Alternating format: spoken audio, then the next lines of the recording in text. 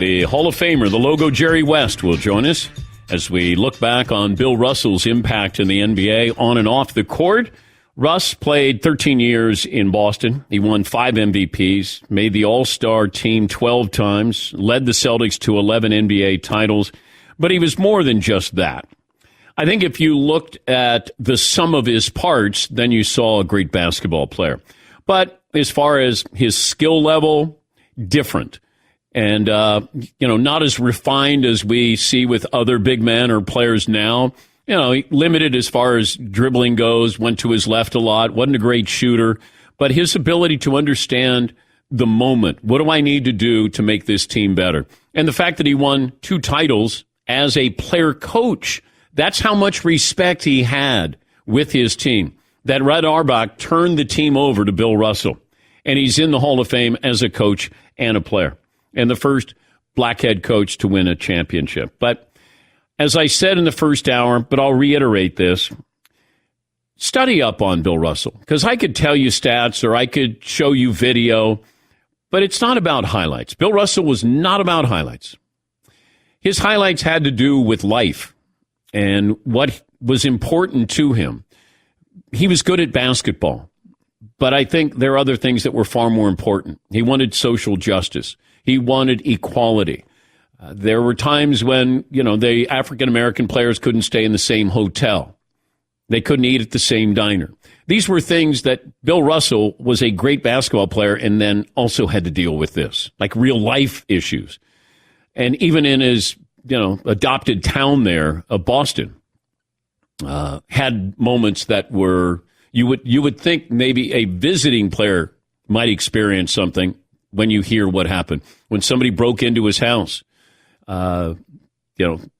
used the N-word, put the N-word on, he tore up a pool table.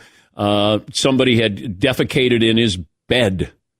This is in Boston. And granted, we don't know how many people felt this way, but he was a star player. They won titles because of him. So sometimes it's like Jackie Robinson. When you go, well, his stats aren't that great. Oh, imagine every day you go to a game and people hate you. People want to kill you. Your teammates don't like you. Some teammates don't want to play with you. So you go to the game, and that's how you start your day. And I think Bill Russell, to do what he did, how he did it, how he carried himself is another thing. Jackie Robinson carried himself a certain way because he had to.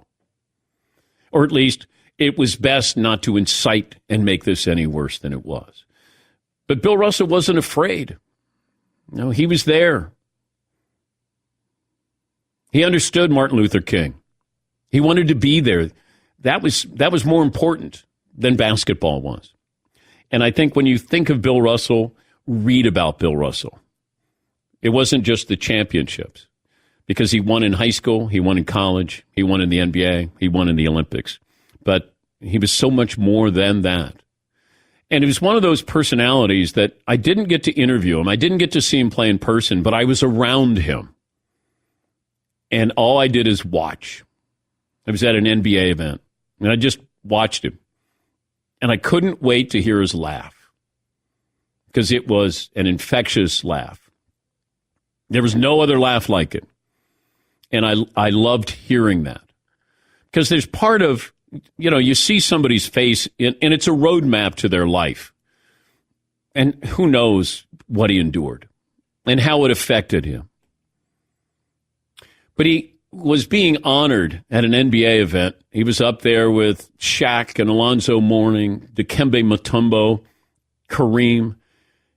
And they're giving Bill an award. And there's a pause. And I think people thought, oh, gosh, Bill up there in years, not embarrass yourself, And then Russell looks at all these big men. And he starts pointing at all of them. And then he goes, I would have kicked every one of your asses. And everybody in the audience just loved it. Got a standing ovation. So read about Bill Russell. Today is not the day to watch highlights of him. Today should be a day to understand really who the man was, not just a basketball player. We're lucky to have Jerry West, the Hall of Famer and Clippers consultant, won an NBA championship in 1972. Certainly crossed paths with Bill Russell quite a bit, and Jerry kind enough to join us on the program. Jerry, let's start with Bill the player. If people didn't see Bill Russell the player, how would you describe him? Well, I think, Dan, obviously, he was the most unique player, I think, that came into the league at that point in time. He was kind of a forerunner of what we see today, these active big guys who can move out in the court. He could play out in the court. But his activity level was probably what made him stand out more than anything, particularly on the defensive end. And I think that was the advent of people starting to understand the importance of the defensive play in this league and particularly what one man could do to disrupt other teams. It allowed you to do so many things, to hide weak defensive players that sometimes people would take advantage of. And they were smart enough to use him the right way. They would funnel guys to him, but driving to the basket, he would alter shots and or block shots that seemingly took away 2 points and also ignited what they like to do best, is run up and down the court. But more than that, he's a man who probably changed the way the sport is looked at today. Everyone looking for a big, gifted guy. And over the years, as we've seen the changes in the game, particularly because of the three-point line, I think his unique style of play will be what someone is looking for now more than ever, in the sense that hopefully there will be a better offensive player than he was, but remarkable player, but more importantly, a remarkable man. How aware were you of Bill when you went to the hoop? Well, early in my career, Dan, because I'd never seen a player like this. I was probably an athlete before my time. Could go in there and jump over most people. You had to really be careful with him. And early in my career, he really bothered me a lot because I had the ability to get by people.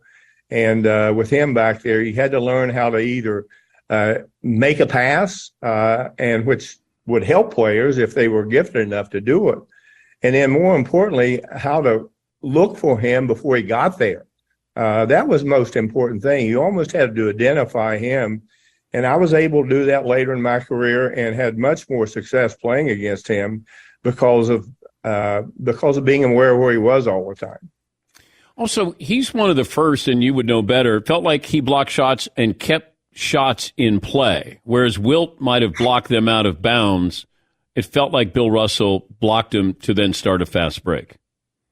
Well, there's no question. And today you watch players, block shots, and everyone gets really excited about them blocking the shots into the stands and everything. It would be nice if they could just tip the ball to their own people. And my goodness, when you're in driving situation, Dan, it's the ideal time to run out on teams because teams are anticipating maybe an offensive rebound. They'll be leaning toward the offensive end if they're offensive players. And the defensive players, if a ball is tapped or deflected off the board or someone, that's when today's players really take advantage of open courts because they're so good in the open courts today. Did you ever talk about you guys meeting in the finals? Did you ever get a chance to talk to Bill later in your careers about playing for championships? Dan, he and I are probably a lot closer than anyone would ever thought. I'm happy to say that I was a friend of his. I knew a lot about him personally. We shared a lot of thoughts. Some of the things that he said about me will live forever. And I have something in my bathroom that I've had up there vividly displayed in my bathroom for years. And it was the night that they'd had a night for me here in Los Angeles. And he had said something about me that has resonated with me for years. And he talked about the respect of players in the league that they had for me, the respect they had for me. And he also said in there, maybe more than any man I've ever known. But his last thought was, he said, I just wanted you to be happy. And over the years, he was great friends with Jim Brown. They lived together, talking about how they could help make a difference in minority communities, be people who help keep in sight what their focus was. One of the things they used to do, and both Bill and Jim, I talked about with Jim too, they used to drive across the country together every summer. And Bill would laugh about it in the sense that he said, can you imagine two giant black guys driving out across the country in some little small town, and they pull up and here are these two legendary sports figures, but more importantly, just how committed they were to help making a difference in the minority communities and the awareness they brought to the athletes in the league, even at that point in time when it was not in vogue, Dan, at all. He wanted you to be happy. What did he mean by that? Well, Dan, it's pretty well known that, I've had some awful dark days in my life, and even still today. And coming from him, I think the pain that me and other players that played for the Lakers at that point in time to get beat by them, I think 8 times in the finals, was really very traumatic. And at the height of my career, when I didn't take a back seat from anyone at those days, and to come up short all the time, and particularly to the Celtics, it was hurtful. It was even to this day, I think about it. Think about how people might view you as a champion, and even though we won once and I played on a lot of great teams, a lot of success afterwards, it was not the same as the team that you really wanted to beat were the Celtics. And because they had such great excellence, he won 11 championships as a player coach. It's pretty remarkable that I don't think we'll ever see a winner like that in any sport again, because I'm not sure the leagues are established that way today. Players traded, free agency changed the destiny of a lot of teams. And also, when you lose a player of his caliber, if you can imagine if he would have been a free agent, what might have happened then. It would change the dynamics of a lot of teams. We look at Michael Jordan as the greatest of all time, but Russell's the greatest winner. Why don't we recognize, if winning is the ultimate, why isn't Bill considered the GOAT? Well, today we honor individual achievements. I watch today in sports, and here in Los Angeles and in Orange County, we have 2 incredible baseball players on the Angels teams that, everyone doesn't understand why they can't win. Obviously, they're not good enough to win. Mike Trout and Ohtani. And I look at those players and I marvel what they're able to do and be the most valuable player on a team that wasn't a great team at all last year in Ohtani. And I say to myself, you would think that those awards would be given to teams on winning teams. They're not. They're recognized as for individual achievement. But again, as I say, today the sports have changed completely. It's about self-promotion. It's about also a lot about social media. And there's so many kids today who are really into that. And I think probably one of the things that's most shocking to me is when kids go to college today and they're on these social media pages and they have thousands of followers in places that you never heard of. Basically, instead of the big cities where you expect most of the publicity to come from. So there's a different approach, I think, to sports today than maybe we've ever had before. And Bill's excellence, not only as a player, but as a human being, will far outlive some of these others, in my mind, I believe. How was Red Auerbach during a game to you? You ever say anything to you? No, I didn't talk to anyone, Dan. I really didn't. Everyone used to get, when he would light his victory cigar. I heard a lot of things said in our locker room, particularly one of our late coaches, about what he'd like to do with that cigar. And and obviously he never had a chance to do that because we were never able to beat them. I had great admiration for them, but there were 2 years that, and I'll say it to the day I die, that we should have won. We had the best team and we did not win. And that's what's even more galling when those things happen. But, you have to, I think you learn from losing. You have to learn to lose with class, but it still doesn't take the hurt away if you care more than the average person. And I always felt I did care more. If you could replay one game in your career. Oh, my goodness. Oh, boy. I think maybe the first time we'd ever played in the NBA Finals and we get beat in the seventh game in Boston Garden in overtime. Game was tied, and Frank Selby, who was playing for us at that time, he and I were in the backcourt. He made a shot to put us in overtime, and he missed one that would have won it for us. And I always used to love moments like that. And they had double teamed me and Elgin Baylor. We were playing together, Lady Elgin Baylor, who also was an incredible friend of Bill's. And we were not able to get the ball. And, people will talk about Frank for missing that shot. I will never talk about him because he made the one that really mattered. And he was a very good shooter. He missed a shot that I'm sure a lot of us would like to have, but that's sports. That game, a lot of nights, even today, I go to bed and I said, oh my gosh, I wish I could have had that for the last shot. And again, I don't know if I would have made it or not, but it's something that I wish I'd had an opportunity to do. The wins don't stay as long as the losses do, right? No, absolutely not. Not with me. I have very high standards, Dan, in terms of what I felt as an athlete. I felt that if you could play, you played.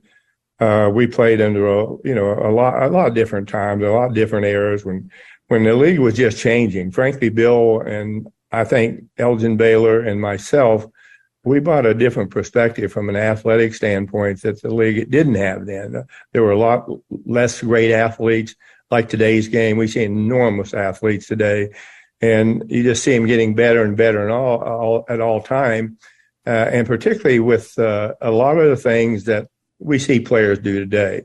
But, it was a very prideful time for anyone who really cared. And those times were the most meaningful times in my life because winning meant everything to me. And even today, it still means probably more than most people would ever imagine. In that series, you averaged 31. Elgin averaged 40. Elgin missed that window. Like, he's the first true athletic superstar in the NBA. And I only saw him at the very end when he had his knee injury. But just knowing what he did, how he did it at that time, it felt like Elgin's maybe the forgotten superstar in NBA history. Well, I've said that a lot, Dan.